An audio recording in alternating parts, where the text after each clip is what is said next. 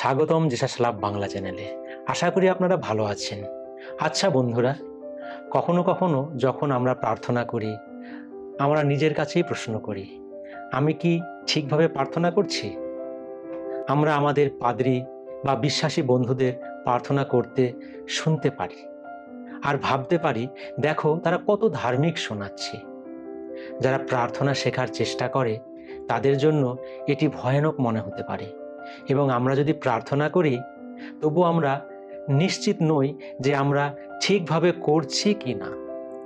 যদি তুমি কখনো নিজেকে প্রশ্ন করো, আমি কিভাবে প্রার্থনা করব, তাহলে কৃতজ্ঞ হও, কারণ যিশু এই প্রশ্নের উত্তর দিয়েছেন 3টি সহজ ধাপে, যা আমরা মথি লিখিত সুসমাচার তার 6 অধ্যায়ে খুঁজে পাই কিভাবে প্রার্থনা করা উচিত। প্রথম ধাপ, প্রার্থনায় সততা রাখো।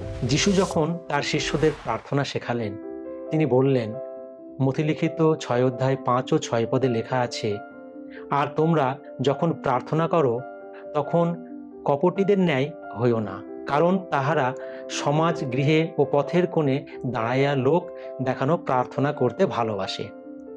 আমি তোমাদিওকে সত্য বলতেছি, তাহারা আপনাদের পুরস্কার পাইয়াছে।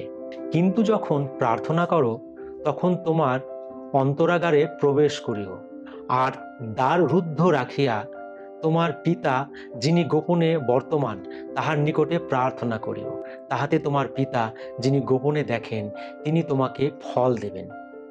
মনে রেখো, আমরা প্রার্থনা করি অন্যদের সামনে ধার্মিক দেখানোর জন্য নয়। প্রার্থনা হওয়া উচিত ঈশ্বরের সঙ্গে একান্ত সময় কাটানোর জন্য। যিশু প্রার্থনা করতেন এবং ঈশ্বর পিতার সঙ্গে সময় কাটাতেন, কারণ তিনি তাকে ভালোবাসতেন।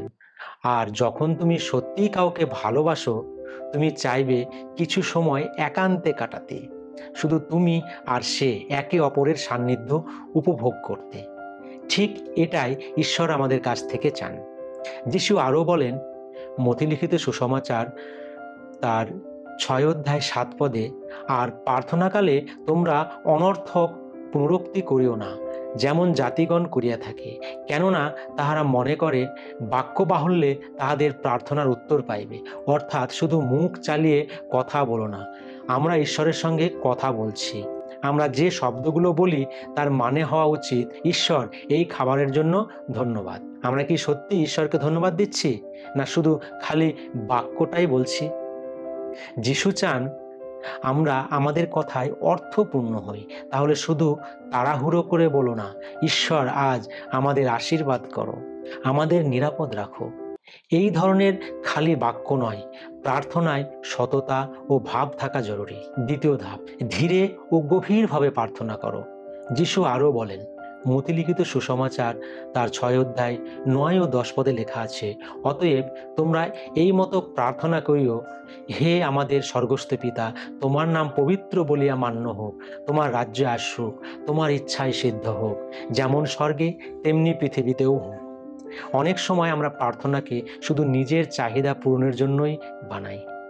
ঈশ্বর আমাকে আশীর্বাদ করো, আমার খাবার আশীর্বাদ করো, স্কুলে সাহায্য করো, কাজ বা পরীক্ষা বা খেলায় সাহায্য করো, আমাকে নিরাপদে রাখো। হ্যাঁ, ঈশ্বর আমাদের আশীর্বাদ দিতে চান। তার হৃদয় হলো দিতে ও ভালোবাসতে। কিন্তু প্রার্থনা শুরু হওয়া উচিত আমাদের আন্তরিকতা থেকে। এরপর আসে নম্রতা, নিজেকে ঈশ্বরের কাছে লুপ্ত করা। এই প্রার্থনা শুরু হয় ঘনিষ্ঠতা দিয়ে। আমাদের পিতা যিনি স্বর্গে, তিনি আমাদের পিতা, আমরা তার সন্তান, তিনি স্বর্গে, আমরা পৃথিবীতে। আপনার নাম পবিত্র হোক, আপনার রাজ্য আসুক, আপনার ইচ্ছা যেন পৃথিবীতে পূর্ণ হয় যেমন স্বর্গে। প্রার্থনা শুধু চাওয়ার জন্য নয়, এটি সবসময় ঈশ্বরের প্রতি কেন্দ্রিত। যিশু নিজেই ক্রুশে মৃত্যুর আগে প্রার্থনা করেছিলেন, আমার নয় আপনার ইচ্ছা হোক। সুতরাং প্রথমে আসুন ঈশ্বরের কাছে সত্যিকারের ভালোবাসা নিয়ে। পরবর্তী ধাপ, নম্রতায় তার কাছে যাওয়া। তার পথ আমাদের উপরে, তার চিন্তা আমাদের উপরে, তার ইচ্ছা আমাদের চাওয়ার উপরে। যখন প্রার্থনা করো, নিজেকে নিচু করো, তার সামনে নত শিরোনাম হও। তিনি ঈশ্বর, আমরা মানুষ। তিনি রাজা, আমরা তার সেবা করি। তিনি ভালো, আমরা পাপী, তার ইচ্ছা হোক, আমার নয়।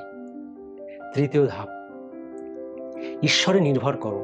যিশু প্রার্থনা শেষ করেন মতিলিখিত সুসমাচার তার 6 অধ্যায় 11-13 পদে, আমাদের প্রয়োজনীয় খাদ্য আজ আমাদিগকে দাও, আর আমাদের অপরাধ সকল ক্ষমা করো, যেমন আমরাও আপন আপন অপরাধীদিগকে ক্ষমা করিয়াছি। আর আমাদিগকে পরীক্ষাতে আনিও না, কিন্তু মন্দ হইতে রক্ষা করো। হ্যাঁ, ঈশ্বর আমাদের রাজা, তিনি করুণাময় ও দয়ালু।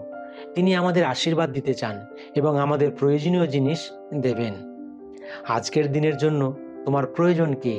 খাবার, ভাড়া, শারীরিক শক্তি, শান্তি? ঈশ্বরের কাছে যাও। তোমার হৃদয় যদি লজ্জা বা অপরাধে ভরা, ঈশ্বরের কাছে ক্ষমা চাও। আর যদি অন্যকে ক্ষমা করা কঠিন হয়, ঈশ্বরের কাছে সাহায্য চাও। আমাদের আত্মিকভাবে দুর্বলতা আছে, প্রলোভন আসতে পারে, ভুলের দিকে ধাবিত হতে পারি। অতএব ঈশ্বরের কাছে সাহায্য চাও, শক্তি চাও। শারীরিক, মানসিক, আধ্যাত্মিক প্রয়োজন নিয়ে ঈশ্বরের কাছে যাও। শিখো নির্ভরতা করতে। মনে রাখো, এই প্রার্থনা যান্ত্রিকভাবে পুনরাবৃত্তি করার জন্য নয়, এটি হলো একটি রেফারেন্স।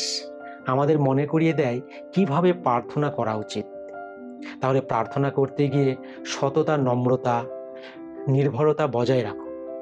আর ভিডিও ভালো লাগলে লাইক করুন, কমেন্টে লিখুন, আর অবশ্যই সাবস্ক্রাইব করুন জেসাস লাভ বাংলা চ্যানেলটিকে, যেখানে আমরা পাই বিশ্বাসের শিক্ষা, আশার নতুন আলো, আর ঈশ্বরের প্রেমে খুঁজি সত্যিকারের সাহস। ঈশ্বর আপনাকে আশীর্বাদ করুন।